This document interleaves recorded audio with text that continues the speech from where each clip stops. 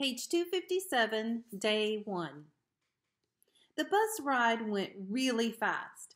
I sat by the window and Jack was next to me in the aisle seat. Summer and Maya were in front of us. Everyone was in a good mood, kind of loud, laughing a lot. I noticed right away that Julian wasn't on our bus, even though Henry and Miles were. I figured he must be on the other bus, but then I overheard Miles tell Amos that Julian ditched the grade trip because he thought the whole nature retreat thing was quote-unquote dorky. I got totally pumped because dealing with Julian for 3 days in a row and 2 nights was a major reason that I was nervous about the whole trip. So now, without him there, I could really just relax and not worry about anything. We got to the nature reserve at around noon. The first thing we did was put our stuff down in the cabins. There were 3 bunk beds to every room, so me and Jack did rock, paper, scissors for the top bunk, and I won. Woohoo! And the other guys in the room were Reed and Tristan, Pablo, and Nina. After we had lunch in the main cabin, we all went on a 2-hour guided nature hike through the woods. But these were not woods like the kind they have in Central Park. These were real woods.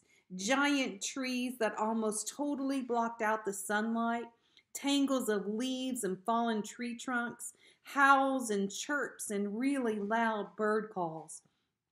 There was a slight fog too, so a pale blue smoke all around us. So cool. The nature guide pointed out everything to us. The different types of trees we were passing, the insects inside the dead logs on the trail, the sign of deer and bears in the woods, what type of birds were whistling, and where to look for them. I realized that my Lobot hearing aids actually made me hear better than most people because I was usually the first person to hear a new bird call. It started to rain as we headed back to camp. I pulled on my rain poncho and pulled the hood up so my hearing aids wouldn't get wet, but my jeans and shoes got soaked by the time we reached our cabins. Everyone got soaked.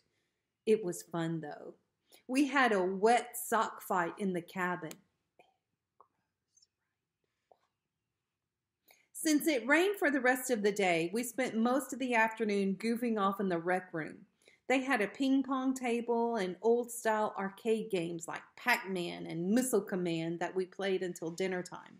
Luckily, by then, it had stopped raining, so we got to have a real campfire cookout.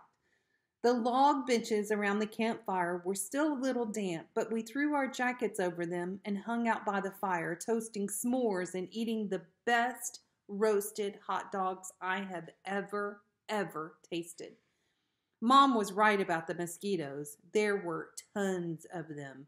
But luckily, I had spritzed myself before I left the cabin, and I wasn't eaten alive like some of the other kids were. I loved hanging out by the campfire after dark. I loved the way bits of fire dust would float up and disappear into the night air, and how the fire lit up people's faces.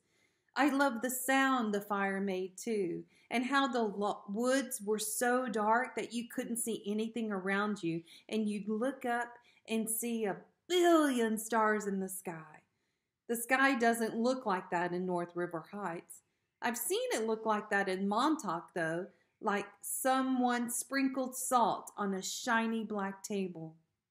I was so tired when I got back to the cabin that I didn't need to pull out a book to read. I fell asleep almost as fast as my head hit the pillow, and maybe I dreamed about the stars. I don't know.